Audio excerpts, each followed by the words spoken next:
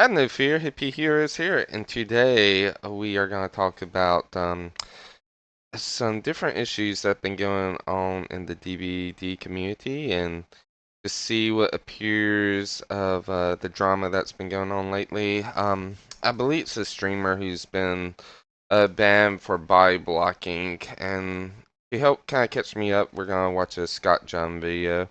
Make sure you give him like a like and follow. He's a great content creator. Let's hop into it. Damn it. Man, it's gonna go home to see my wife and kids. Case was over. Just gotta deal with this shit now. Back to work. All right. So, a bit of an update on the case I covered yesterday about Carol getting banned permanently for just simply body blocking a survivor out of spite because the survivors were holding the aim hostage prior to that.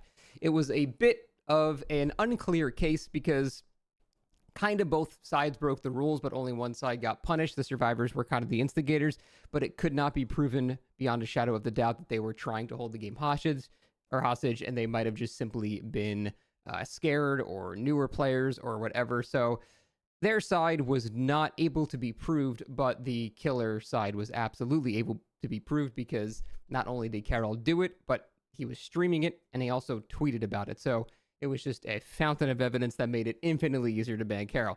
The weird part was he was banned for ever. He was banned for 2 weeks and then immediately changed into a permanent ban, which is obviously ridiculous when it comes to the gravity of the crime committed. So it didn't really make any sense, and I found the whole thing interesting, and I sided a bit more with Carol in this scenario.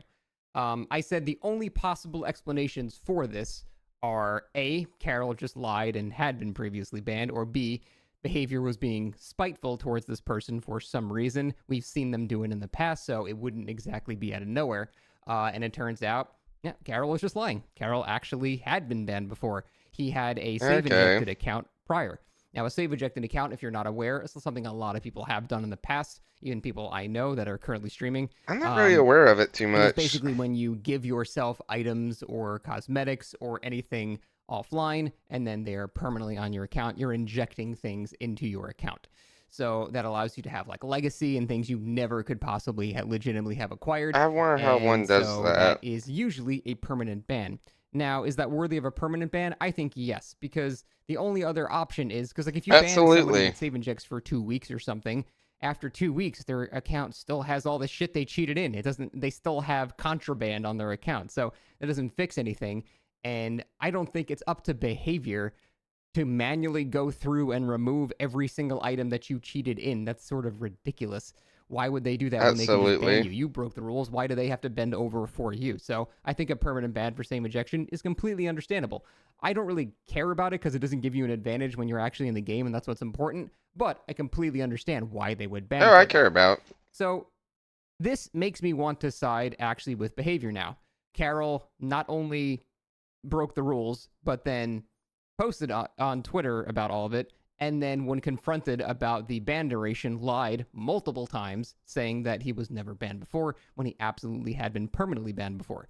So I have to shift the court case now over to behavior, and I think this ruling is now in favor of behavior because lying about that essentially ruins any credibility he has going forward about anything Absolutely. involving this entire topic because you don't know what else he's just going to straight up lie about. This is not like a oops, I forgot. He absolutely knew he was banned before. He just straight up intentionally lied multiple times. So I'm going to go ahead and actually rule in favor of behavior now.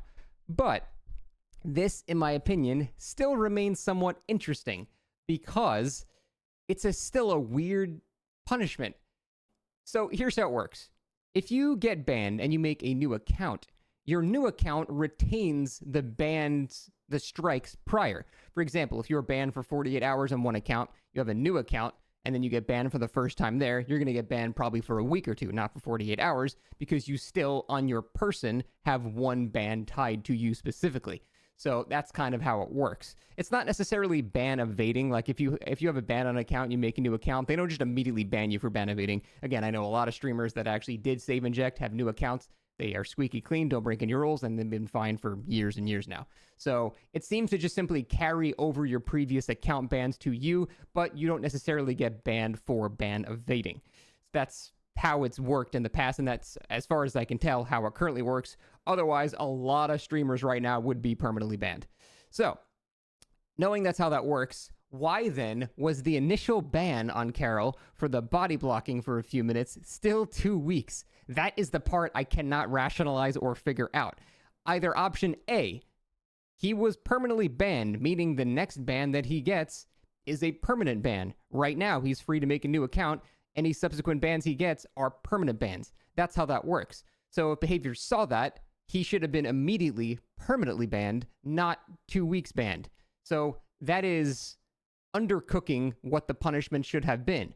Alternatively, they True. are viewing it as a new account, and they massively overkilled a small offense into a 2 week ban, which is usually just a 48-hour ban for like a small body block like that. So either they under or overcooked the ban, depending on whether or not they knew that this person had other accounts that had been banned. So that's the part that makes no sense to me. I can't rationalize which option they were going with. Now, what happened was they did get the 2 week ban, posted about it, lied a bunch on Twitter, and then very quickly that turned into a permanent ban.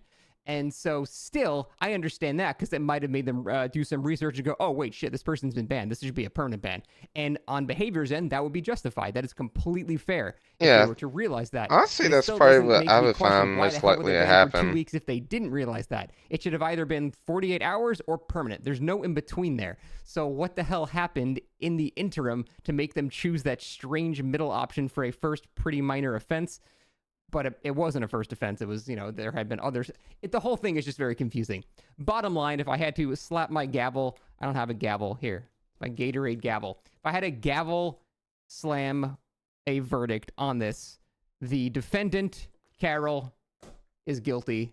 They have perjured in the court as well. They do deserve to be permanently banned, at least on that account. Any subsequent accounts are going to be acceptable, but any transgressions there will be also met. Okay. Yeah, that just changed things a lot. I thought the streamer went by a different name. I was thinking Momo, but Momo got into trouble for something else lately. Um, yeah, they definitely deserve. And honestly, I feel like if you like, I really don't have issues with people who use like cheats to get cosmetics and stuff, but I have an issue that the software that's used to get cosmetics is also like the same software that is used to actually cheat in the game and give you a competitive advantage. That's my only issue with it. Um, and there's actually some cosmetics in the game that are really, really expensive. Like Dwight has, I believe it's called the Bloodletting shirt, and that is $900. And I would love to get that shirt just because I love the way how it looks, but I will never spend $900 for it. And I am kind of happy that the bands they seem to travel across from one account to other, which is very good. I kind of have people be more harsh with bands versus less harsh because with all the new players that have been coming to DBD because of 2v8, there's been an increase in cheaters. So yep, that's my thoughts on things. I definitely side with Scott and I side with Behavior. I'm glad they did the ban, and I hope everybody has a great, wonderful day. Bye bye.